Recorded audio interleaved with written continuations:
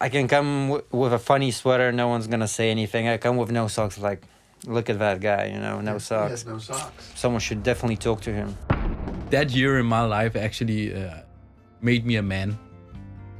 I've seen bright young people now playing a major role in our future. The voices of current and former trainees. From DFDS, I'm Julie Broberg, and this is The Ripple Effect.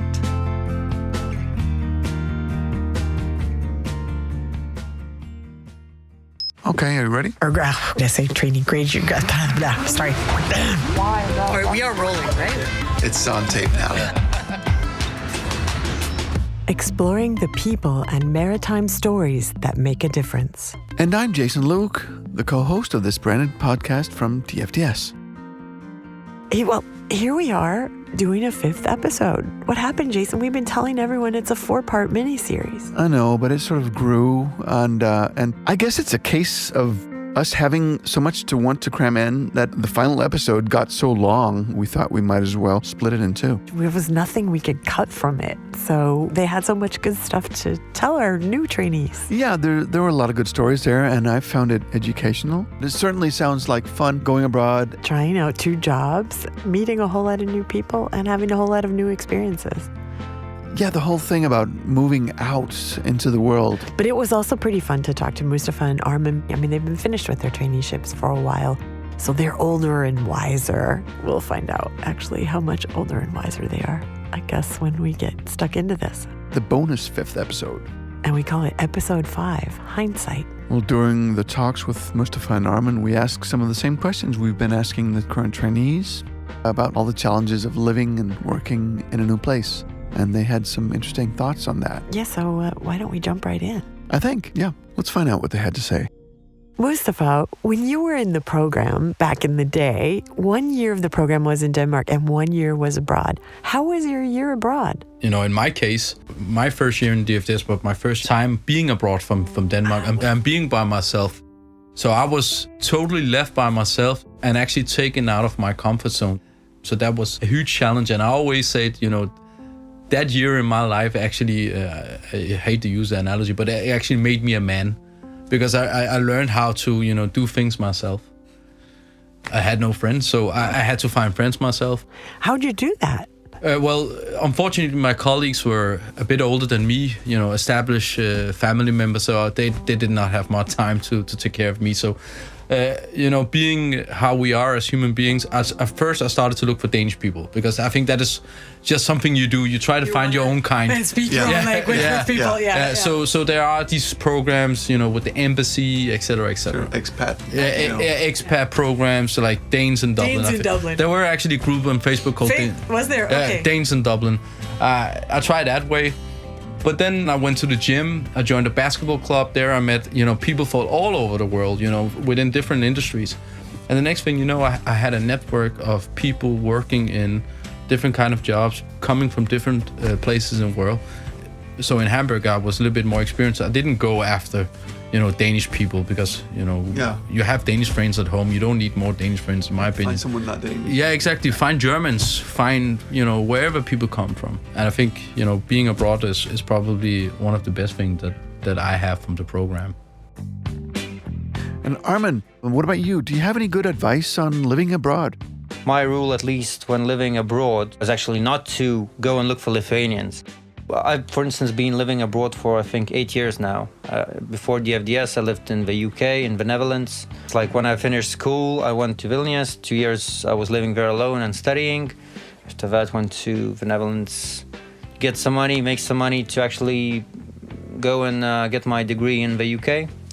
And after that, I joined DFDS. But my rule, at least when living abroad, was actually not to go and look for Lithuanians. So it's not like go look for Danes in Mustafa's case. Going to the point of not talking with people from the same country per se. It's not to discriminate them or whatnot, but it's more of a, if you've been in a soup all your life, you more or less know the taste of it. Yeah, exactly. If you go abroad, it's something else. Maybe they have some different spices or culture and as one of these things, or worldview that you can actually enjoy and appreciate much more. At least I did. Exactly, and it actually started with that I got in contact with Danish people, which are so like, they are not like me. I cannot, I'm not that desperate for being with Danish people. If you can't bind with them socially, then, what does it matter where they're from? And that's why, when I found this basketball club, like physically we had something in common. We like playing basketball, so we can most likely also talk about basketball. So that was for me was a perfect starter. Hey, we like the same things. Hey, you want to meet for a game, or you want to go out have a beer? Have a beer afterwards. Yeah, exactly. It expands Yeah. into Yeah, social exactly. life.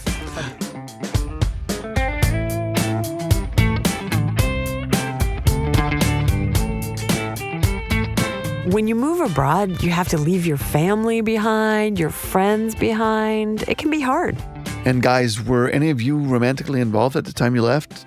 Did you have to leave someone behind? I was in a long distance relationship when I was in Dublin, and I actually also ended up being in a long distance relationship when I was in Hamburg. Although it's only 300 kilometers, you can drive quite fast home for love, as I would say, and which also actually was the reason that I came back from Hamburg to Denmark, which was love. So I actually, both times I've been in long distance. It worked for me, luckily. Yeah. Although there will be complications. Of course. But it worked for me. I went to Lithuania, got a girlfriend there, and then I had a long distance relationship, which now is not long distance anymore. Is that the one you're with now? Yeah, but So that you brought her here. And she moved Yeah. to Copenhagen. Yeah, but long distance, I can tell you that's It is what you make it to, in my opinion. to an extent. Yeah. But it's also a matter of personality. For me, at least, we did that for 1 year. It was hard. It was really, really hard. So anyone who has a loved one that they cannot live without, Bring them along. bring them along, or just be sure that there's a airport where Ryanair or Wizz Air is very close by. But that's actually quite funny you mentioned that, because I was allowed the second time I wanted to go, where you want to go, select a place, because the point was I could just take my job with me. And I thought logistically, Gothenburg and Hamburg is close. It's easy to get back and forth. So that's why I actually selected it, because of that.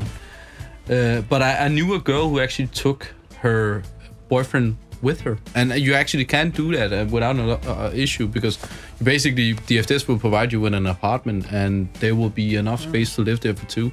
Speaking of space for two, let's check in one last time with our ad couple. Stay with us.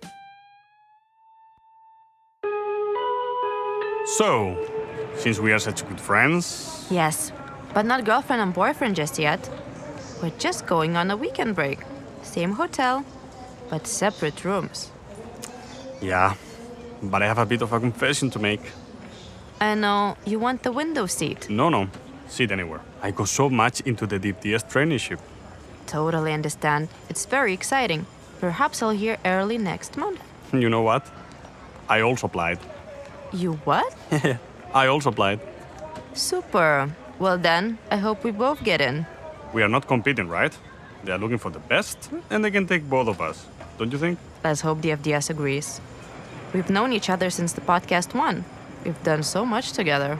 And we have shared so much. Yeah, let's see if we continue to be in the same boat. Just remember, not boat, ship or vessel. You need to learn that before the interviews. Good luck to you. To both of us. This is the final call. If you'd like to apply, go to dfds.com/trainee. Do it soon. Applications close March 30th. And we should reveal our ad couple is indeed in the same boat, or ship, or dinghy, because they're actually married in real life. Thank you, Agna and Antonio, for helping us tell this story within our story. And now let's turn to some of those awkward moments of culture shock. We did a whole episode on amusing cultural differences. Armin, do you have any funny stories or things that you noticed that you were like, what? I have one. One thing which I guess I really like, and I still have them, it's my shoes without socks. Even though it's cold, but I got used to them so much. And in Belgium, I remember when I bought these shoes, I really liked them. And usually you either don't wear any socks, or you have, I don't know, usually you just don't. And I had these small socks, you could barely see them, but the fashion police at the office instantly noticed that and was like, what are you doing? You know, it's just not cool. You know, you cannot do it. And I remember my boss coming and he's like, I heard something. I'm like, what did you hear? The fashion police? Like, yeah, that was funny. It didn't have any consequences, but for me, it was just funny. Funny that like, people noticed that. Yeah, it's and, like, yeah. I can come with a funny sweater, no one's gonna say anything. I come with no socks, like, look at that guy, you know, no socks. He has no socks. Someone should definitely talk to him. It's just a no-no. Yeah. We were actually talking about earlier today the whole like dress code in shipping in general. I think that there's like people perceive it as a place that's actually quite formal. I'm supposed to know that. Very poshy. That's like an unspoken dress code of some sort. Yeah. There is quite a bit of this white-collar culture, but it's not as prevalent as it was. And I think that's also a cultural thing. I think in some cultures you are just more formal, like in the UK. And getting back to your funny stories or cultural shock, they have to, maybe you know that in English they have this thing called, it's a Secret Santa, which is like a game they have around the office. Yeah, around the office where you get a Secret Santa. You have to. And you have to do. It's like a drellenisse. Yeah, but you're not teasing them as you would in Danish. You're actually giving this person a gift, and this person needs to.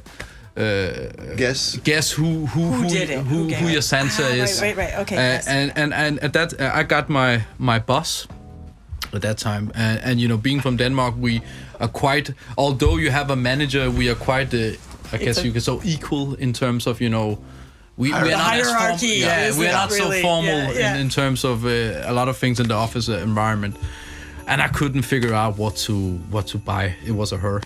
So I printed a T-shirt with myself I'm an old boxer, so in a boxer short. So we basically have my body in all and everything, so you really could see my muscle. And when she opened that gift, she wasn't quite excited. And to this day, I'm still happy that I was employed by DFDS AS. She would probably have fired me if I won a local contract or something. Are you serious? Okay. She was unhappy with. She was furious about it. She didn't say anything, but from her reaction, I don't think she wear the T-shirt. Let me say it like that. Okay, guys, you're older and wiser now than you were back in those days. So let's turn to what advice you might have to younger graduates applying for the traineeship today. But I always tell the trainees, be open-minded, you know, explore the world. Kind of like, you know, a carpe diem thing, you know. Yeah. Don't limit yourself. Don't put yourself in a box, you know. The world is too big for that. But that's just my learning. And Armin, how would you approach it if you were applying today? I would try to forget everything that I read online. Be honest and be sincere. You may not have all the technical knowledge, but then again, what I've noticed that a lot of people don't have all the skills and knowledge in their positions. No one knows everything, so take all the bullshit out that you find online and just be yourself and write what you actually are and what you did. Yeah, be sincere, I think. Again, be yourself. But the question is whether I've got the job then by being myself. So, but I have to piggyback Armin's comments. I mean, just be yourself. Don't Google how to write a good application. Well, one thing I think what really caught my recruiter's attention when I was applying for the program was actually that in order to get to DFDS, I actually dropped out of the best business school in my country because I thought that what they were teaching was bullshit. Was just reiterating what you read in a textbook and then just going to a test and just putting the same thing down, which I thought was just nonsense. What I did, as I don't come from a very affluent family, Holland, worked 1 year there, went to the UK, finished 1 year there, my money ended, went back to the Netherlands, got a bit more money, finished my 2 last years in my university, and then applied to DFDS. But I guess it's that determination to actually make radical changes, and by that I mean drop out of a good business school and probably some prospects locally in Lithuania and just go to do work which is not prestigious and then have a goal. That was what actually clicked with at least my recruiter. But that was sincere and that's how it was. It wasn't glamorous, pretty, and but that was the truth.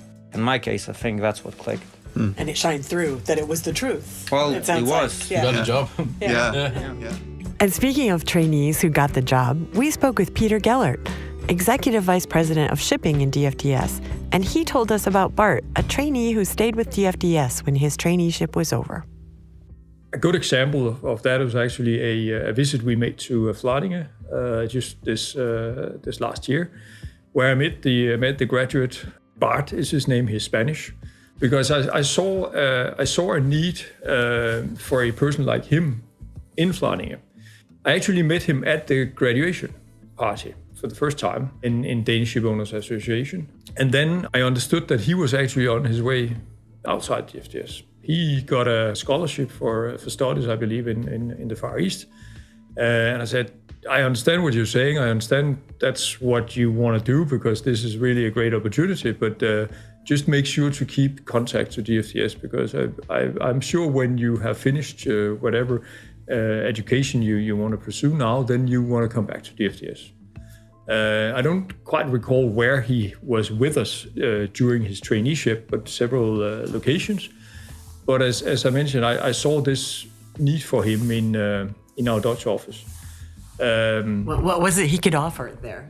What made him unique? Well, I mean, deep professionalism, high skills, good knowledge of the business that he gained from being in various locations already. So I must have said something, done something, but because at the end of the day, Bart actually decided to stick around. And he's now working for us in Vladingen, as I started saying.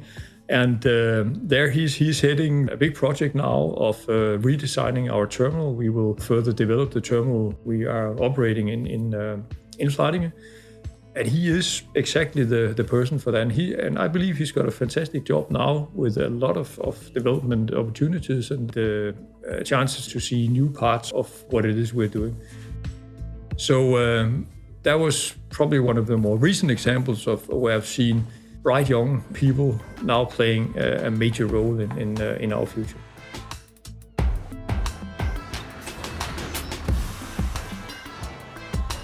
Let's give Jakob Andersen, route manager from Kiel, the last word. Jakob, what are you looking for in a trainee? They should be open-minded. That's important. Also open for new cultures. Let's say have a certain respect for the local culture as well, especially in conservative countries. But they should also be able to challenge us, and that is what I appreciate very much, that they challenge us still in a respectful way, of course, but they should definitely not be afraid of asking questions. And on that note, we close out this 5-part mini-series on DFDS trainees. We hope you learned a bit more about what it's like. And if you think it's something for you, do head on over to dfds.com/trainee and apply. Time is running out. We're accepting applications through March 30th. We will take a short break to work on a bunch of new stories, and we'll be back with more ripple effects in your podcatcher very soon. To be sure you don't miss out, subscribe to The Ripple Effect on Apple Podcasts or Stitcher or Spotify or wherever you get your podcasts. And please do leave us a 5-star review, of course, on Apple Podcasts. It helps other people find us. The Ripple Effect is produced by me, Julie Broberg, with story help from Richard Lightbody. It's recorded and edited by Jason Luke at Mastertone Studio in beautiful downtown Copenhagen. Ad voices are by Agna and Antonio Garcia. And music was made by Morten Thorhaug from Carpark North, and original music by me, Jason Luke. Thank you to our trainees, Maria and Agnastu, Elizabeth Andreasen, Gonzalo Parente, Busole Arriaga, and Alicia Chevalier for sharing your experiences with us. Also thank you to Armin Rokas and Mustafa Bidemsi. Thank you to Jakob Andersen and Peter Gellert. A very special thanks to Christina Johannesson. Reike Kransu gets an apple a day to keep the doctor away. Thank you for listening. Thank you for listening in.